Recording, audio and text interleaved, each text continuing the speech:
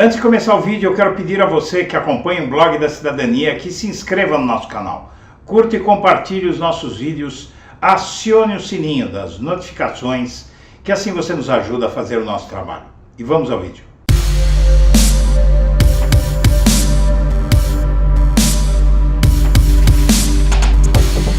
Bom dia, senhoras e senhores. Hoje é 4 de janeiro de 2023, são 8 horas da manhã. E o partido de Bolsonaro o vê inelegível e preso por ação de Alexandre de Moraes, advogado que vai defender ex-presidente nas ações tidas como as mais perigosas, já foi escolhido. Integrantes do partido de Bolsonaro estão certos de que o próximo passo do presidente do TSE e ministro do Supremo, Alexandre de Moraes, será tornar Jair Bolsonaro inelegível. Membros da sigla ainda avaliam que a chance de o ex-presidente ser alvo de prisão é real. O alerta chegou ao grau máximo quando correligionários da legenda tomaram conhecimento de uma decisão de Moraes que autoriza a quebra de sigilo telefônico de 8 bolsonaristas. Como informou o site Metrópolis, a medida tem potencial de atingir o próprio ex-presidente e membros do núcleo duro do seu governo. 2 dias antes de acabar seu mandato, Bolsonaro viajou para os Estados Unidos sem data para voltar. Advogados que trabalham para o PL contabilizam que existem mais de 30 ações só no TSE com potencial de tornar Bolsonaro inelegível. Diante disso, o advogado Marcelo Bessa foi escolhido para ser responsável pelas ações tidas como as mais perigosas contra o ex-presidente. Entre elas estão os processos criminais, ações relacionadas à conduta de Bolsonaro na pandemia e o pedido de prisão preventiva de Bolsonaro feito pelo PSOL. A Advocacia da União representou Bolsonaro em boa parte das ações durante seu mandato. Mas desde a semana passada, representantes do ex-presidente têm pedido ao órgão que desista de atuar em uma série de processos. Deputado articula CPI com Bolsonaro como testemunha e Moraes como alvo. Essa é a reação ao que eu acabo de ler para você. O fato é que Bolsonaro dificilmente ficará fora da prisão se retornar ao Brasil. Toda essa notícia e essa reação dos aliados de Bolsonaro se devem ao fato de que ele dificilmente volta para o Brasil. O deputado Marcel Van Hatten articula a criação de uma CPI que teria Bolsonaro como testemunha e o ministro Alexandre de Moraes como alvo.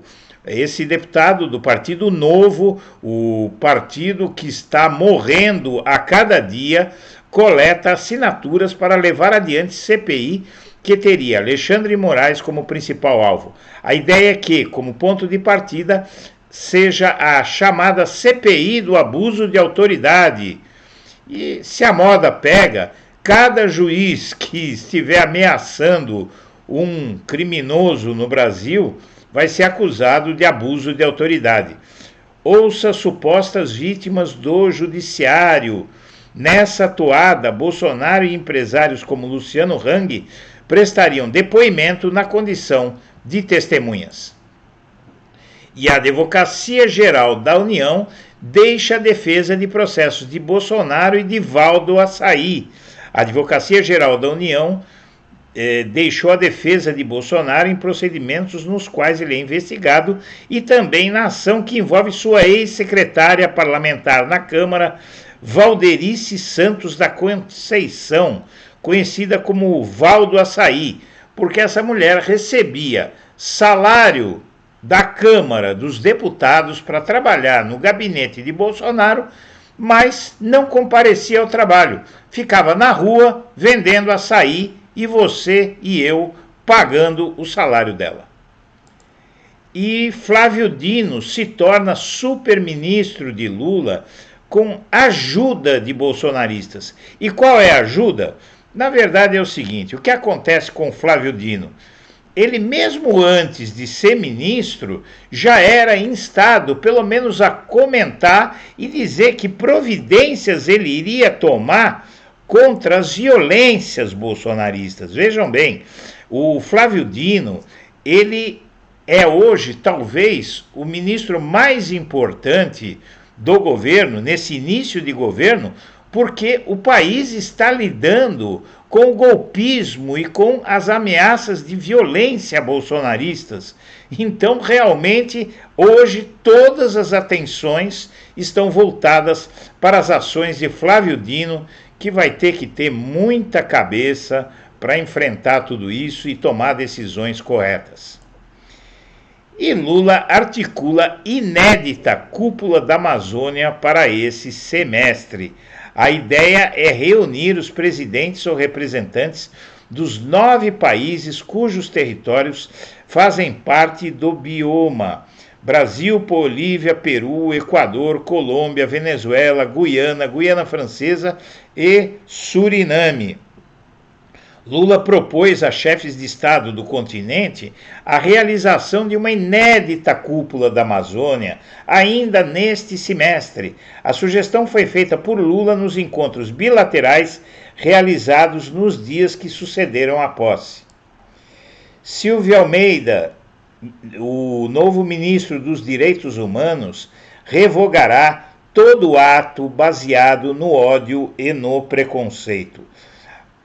O desempenho de Silvio Almeida na sua posse encantou o Brasil e provavelmente o mundo. Ele fez um discurso libertário em nome de todos aqueles vilipendiados pelo nazi-bolsonarismo nos últimos 4 anos, todos aqueles que sofrem, todos aqueles que são humilhados pela extrema-direita, pelo nazifascismo que está se criando no Brasil graças a Jair Messias Bolsonaro, o primeiro presidente fujão da história desse país. E presidente mesmo, porque ele fugiu do país enquanto ainda era presidente da República. E com Lula, países sinalizam retomada de doações para o Fundo da Amazônia. Um dos maiores financiadores, a Alemanha, anunciou o envio de 35 milhões de euros para o Fundo Amazônia após a posse de Lula. Com a volta de Lula ao Palácio Planalto e Marina Silva no Ministério do Meio Ambiente, especialistas esperam que investimentos do Fundo Amazônia sejam destinados ao combate ao desmatamento. E aqui uma notícia que eu considero deveras surpreendente. A gente sabe quem é o Bolsonaro, mas saber que esse homem congelou todas as verbas para combate ao desmatamento, para proteção do meio ambiente, dá vontade, sei lá, de fazer o quê, minha amiga, meu amigo. Isso é inacreditável, mas está aqui, é verdade. Os fundos para proteger o meio ambiente no Brasil foram congelados por Bolsonaro. E Cida Gonçalves promete reforma total no ministério que já foi de Damares. Que ministério é? É o Ministério das Mulheres. O Ministério das Mulheres fez tudo menos atuar em favor das mulheres. A ministra assume o comando do ministério voltado para elas e anuncia mudanças na estrutura da pasta com novas secretarias.